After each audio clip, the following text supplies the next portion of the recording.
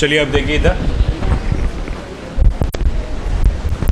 यहाँ दिया गया है induced EMF in a straight conductor due to translational motion in a uniform magnetic field, है ना। मेरा पूरा जो टॉपिक है, मेन टाइटल जो है उसके अंदर, उसका नाम है मोशनल इलेक्ट्रोमोटिव फोर्स या मोशनल ईएमएफ कहा जाता है इन शॉर्ट में। इसके अंदर 3 मेन टॉपिक्स आने वाले हैं।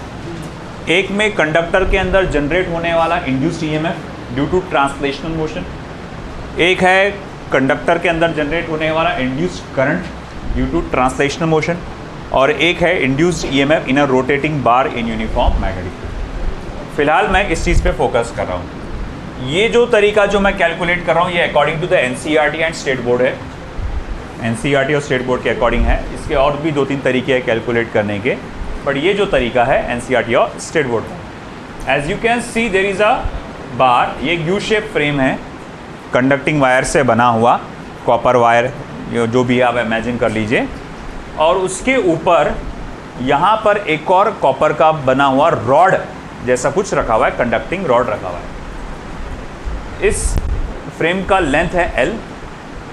अभी फ़िलहाल जहाँ रॉड रखा गया है उस हिसाब से ये डिस्टेंस कितना आ रहा है, x।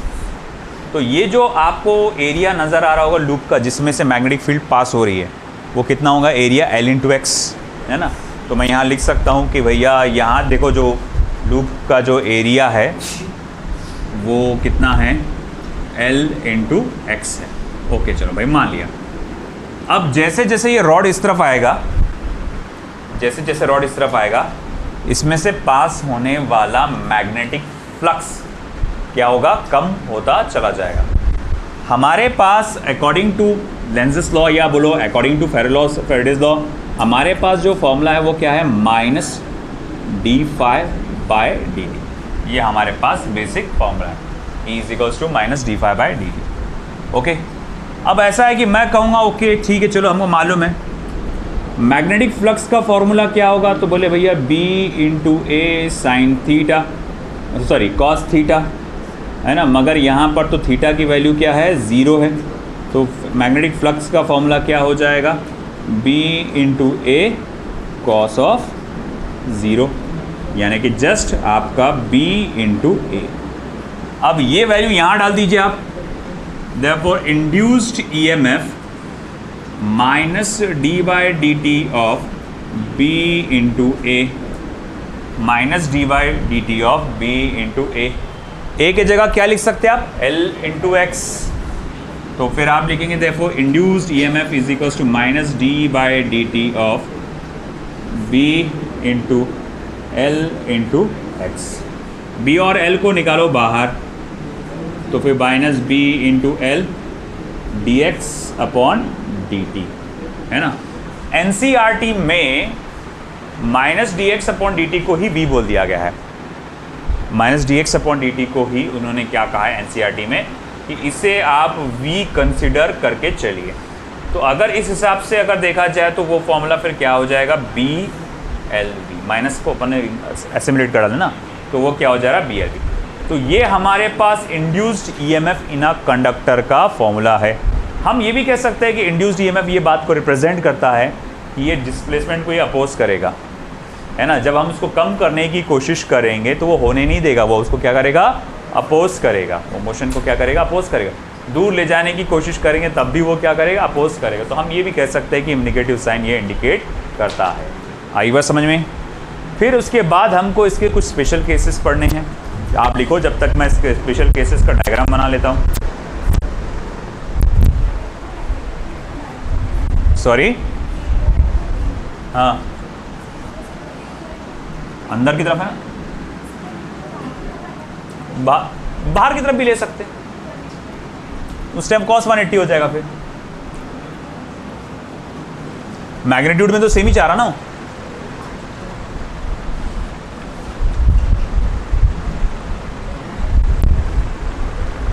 Next, special cases.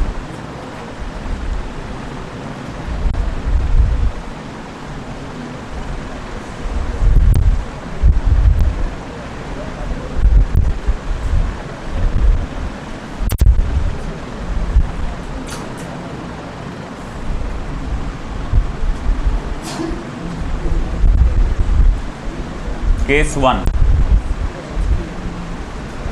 if velocity of the rod is inclined to magnetic field B। बोले कैसे? तो ये मैं एक रॉड को इमेजिन कर रहा हूँ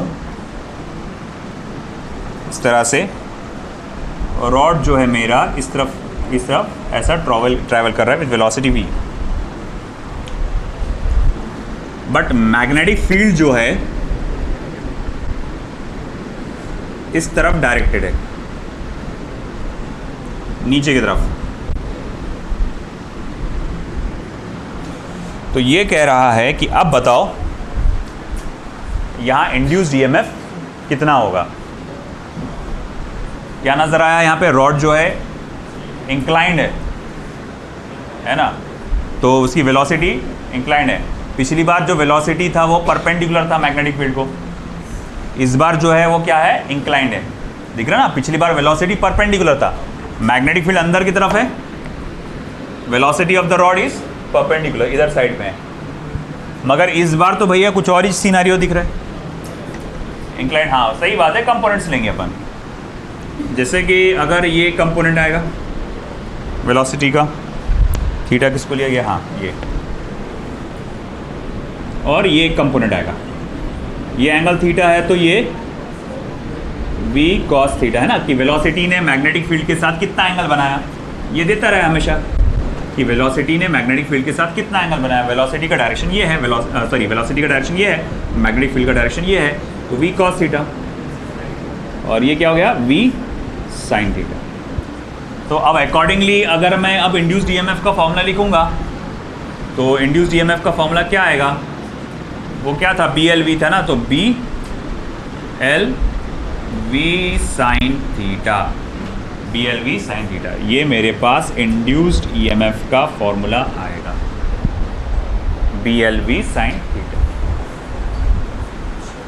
आया समझ में? नेक्स्ट ये हो गया इधर का सभी का, किसी का बाकी है? सेकेंड केस देन, इस बार वेलोसिटी परपेंडिकुलर रहेगी रॉड को, सॉरी रॉड को नहीं, मैग्नेटिक फील्ड को, बट खेल कुछ और रहेगा।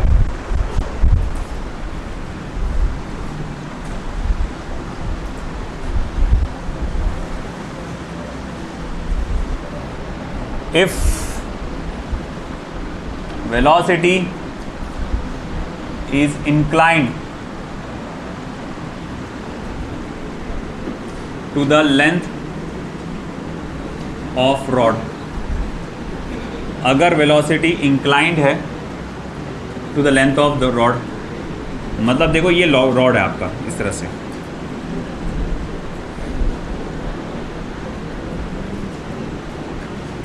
और वेलोसिटी उस रॉड की इस तरफ है, लेंथ ऑफ द रॉड आप देख सकते हैं इस तरह जा रहा, एंगल थीटा। मैग्नेटिक फील्ड अंदर के तरफ है, no problem at all, magnetic field अंदर ही की तरफ डायरेक्टेड है।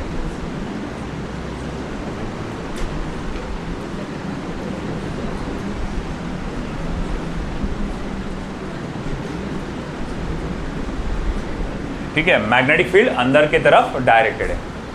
तो इन दिस सिचुएशन क्या करेंगे फिर आप?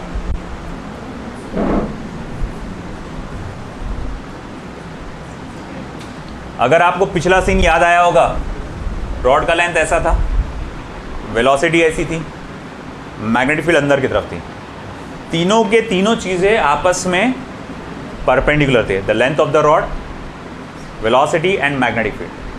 फिर क्या हुआ था इसमें? एक चीज़ ये हो गई थी, वेलोसिटी परपेंडिकुलर नहीं थी, अब वो इंक्लाइंड हो गई थी, तो वेलोसिटी का कंपोनेंट लेना पड़ा था v sin थीटा। अब इसका कैसा? इसको कंपोनेंट नहीं बोलते, इसका इक्विवेलेंट लेंथ बोलते हैं। बोले कैसे?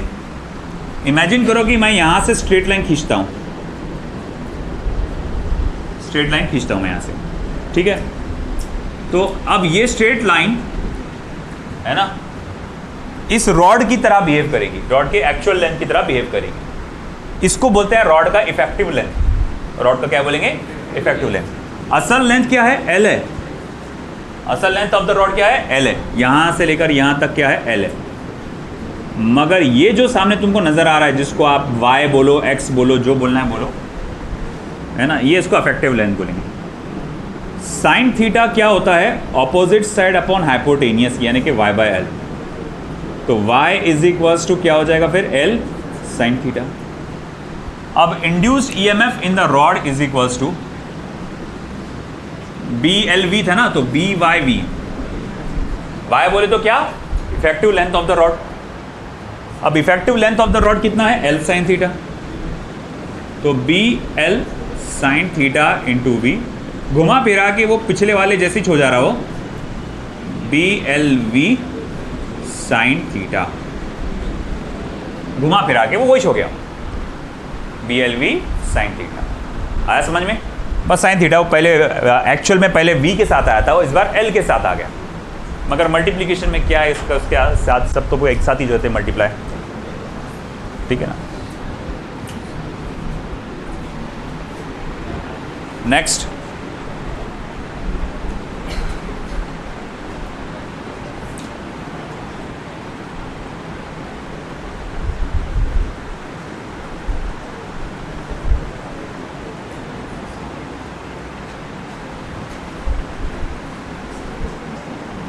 an arbitrary shaped wire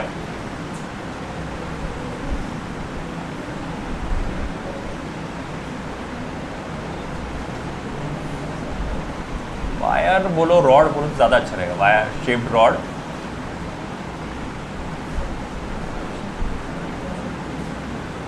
translating in uniform magnetic field, an arbitrary shaped wire translating in uniform magnetic field।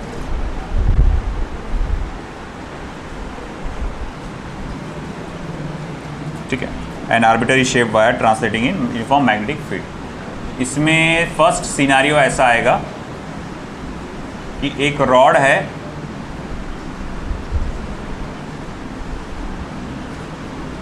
जिसकी असल लंबाई L है,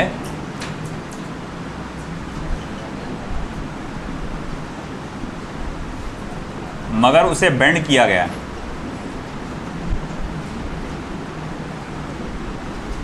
उसे बेंड किया गया है in the form of an arc. So this is P and this is Q, और वो वेलोसिटी V से आगे बढ़ रहा है।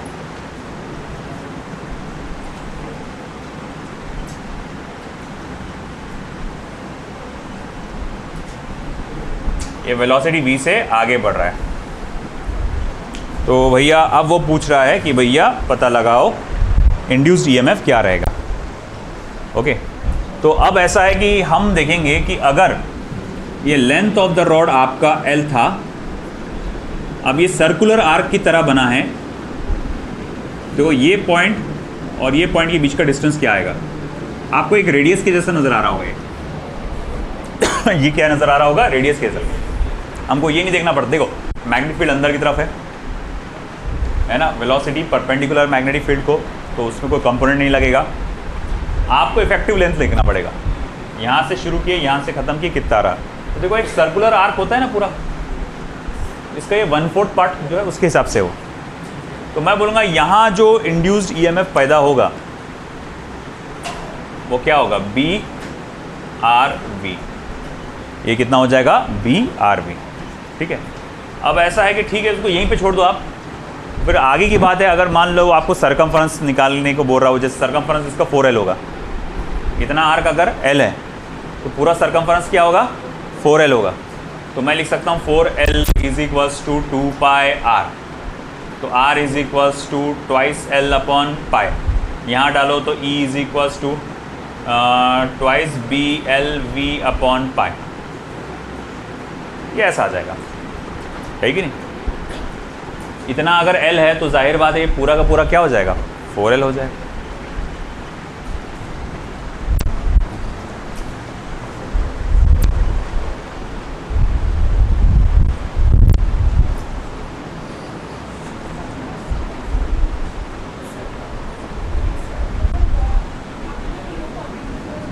ये वाला, हाँ, रॉड की लेंथ परपेंडिकुलर है, ये दिख रहा, 3 डायमेंशनली बनाया मैंने। ये आप इसको ऐसा इमेजिन करो, देखो मैग्नेटिक फील्ड इस तरफ जा रही है आपकी, है ना, और जो रॉड है वो ऐसा है, मगर ये ऐसा जा रहा, रॉड ऐसा है मगर वेलोसिटी इसकी इस तरह से इंक्लाइन है, मतलब ये ऐसा नहीं जा रहा हो, ये ऐसा या ऐसा नहीं, वो ऐसा जा रहा हो। मैं को 3 डायमेंशनली बताने के लिए, या फिर आप ऐसा, सबसे सही ऐसा है वो, ये दिख रहा ऐसा, देखो वेलोसिटी भी परपेंडिकुलर चाहिए ना आपको, मैग्नेटिक फील्ड ऐसी आ गई, लेंथ ऐसा आ गया, अगर वो ऐसा जाता तो भाई टेंशन नहीं, BLV होता, ऐसे में तो कोई जीरो होता, क्योंकि वेलोसिटी और मैग्नेटिक फील्ड पैरेलल हो जाते हैं, और ये अब ऐसा जा रहा तिरछा, तो V cos थीटा वाला कंपोनेंट है, सॉरी V sin थीटा वाला component.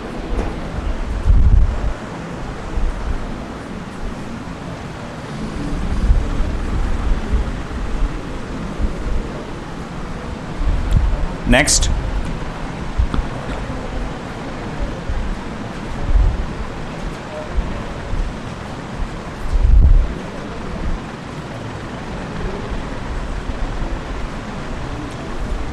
Note, induced EMF in vector form due to motion is given by E is equals to vector V cross vector B dot vector L, vector V cross vector B dot, ये vector form में इसका formula है, direct लिख डालो।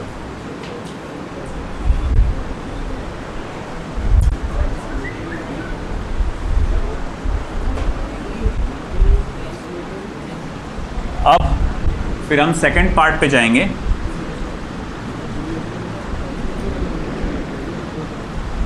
Induced current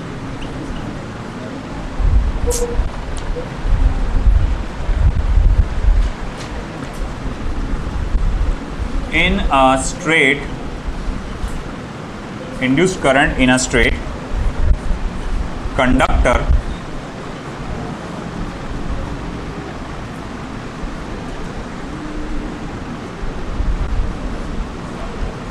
due to translational motion, due to translational motion in uniform magnetic field, in uniform magnetic field।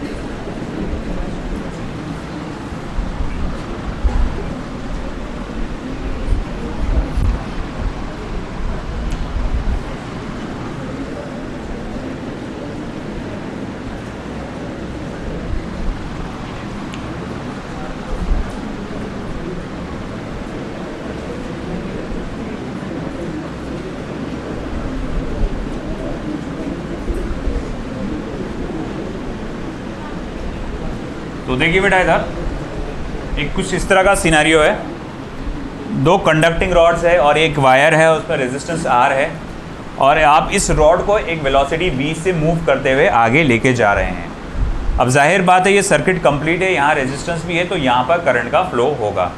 सवाल उठ रहा है कि करंट का फ्लो कितना होगा, तो बहुत सिंपल है, कुछ भी नहीं है यहाँ पे।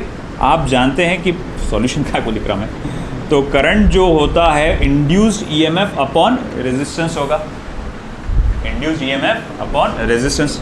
अब इंड्यूस्ड ईएमएफ कितना था भैया इस सिचुएशन में पिछली बार, BLV, तो BLV अपॉन R, बस यही रहेगा induced current.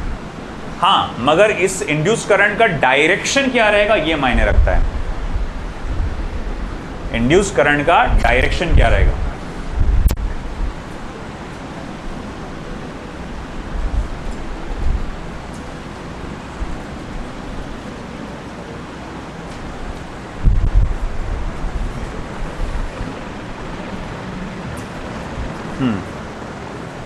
the direction of induced current can be given by Fleming's right hand rule। तो डायरेक्शन ऑफ इंड्यूस्ड करंट जो है वो दिया जाएगा bye Fleming's right hand rule. अभी फ्लेमिंग का लेफ्ट हैंड रूल याद है आपको, FBI है ना, उसी तरह से कुछ FBI यहाँ पर राइट हैंड पे है, मगर वो F नहीं, F की जगह आप मोशन ऑफ अ कंडक्टर बोल सकते, वेलोसिटी ऑफ द कंडक्टर बोल सकते है ना। जैसे कि अगर मैं इमेजिन करूँ कि ये राइट हैंड के मेरे फिंगर्स है, राइट हैंड के फिंगर्स है, सॉरी सामने आ रहा ना ये ऐसा, हाँ ठीक है चलता है ना, ये भी चलेगा। तो भाई देखो राइट हैंड के फिंगर से पीछे पीछे बोलो, सामने की तरफ नहीं, सामने की तरफ रहा तो उसको इधर लेना पड़ेगा, इधर लेना पड़ेगा, सामने के लिए ऐसा लेना पड़ेगा, हाँ ऐसा, सामने की तरफ आ रहा ना ये, तो इसको ऐसा। तो अब देखो यहाँ जो है ये आपका थंब है, ये इंडिकेट कर रहा है मोशन ऑफ कंडक्टर, कि आपका कंडक्टर किधर मूव हुआ, थंब। ये इंडिकेट कर रहा है डायरेक्शन ऑफ मैग्नेटिक फील्ड, और ये इंडिकेट कर रहा है direction of current, direction of induced current बोलना चाहिए ज़्यादा, इंड्यूस्ड करंट, ठीक है ना। अब देखो यहां पे, इसको आप इमेजिन करो, यहां पर कंडक्टर किधर मूव हुआ, वेलोसिटी का डायरेक्शन क्या है, राइट हैंड साइड, तो मोशन ऑफ अ कंडक्टर इधर, मैग्नेटिक फील्ड अंदर की तरफ, और जैसी मिडिल फिंगर जो कि डायरेक्शन ऑफ इंड्यूस्ड करंट बताता है, मैंने ओपन किया, वो ऊपर की तरफ आ रही है, मतलब डायरेक्शन ऑफ इंड्यूस्ड करंट ऐसा जाएगा, फिर अब जाहिर बात है यहां से घूम के ऐसा, घूम के ऐसा आएगा। आई बात समझ में। तो direction of induced current is given by Fleming's right hand rule. Once again, thumb क्या इंडिकेट करेगा, motion of conductor, four finger क्या इंडिकेट करेगा, ये लिखना पड़ेगा यहाँ पर, फोर फिंगर क्या इंडिकेट करेगा, डायरेक्शन ऑफ मैग्नेटिक फील्ड, और मिडल फिंगर क्या इंडिकेट करेगा, डायरेक्शन ऑफ इंड्यूस्ड करंट। आई बात समझ में। ठीक है, अब सम स्पेशल सिनेरियोज है वो कल देखेंगे।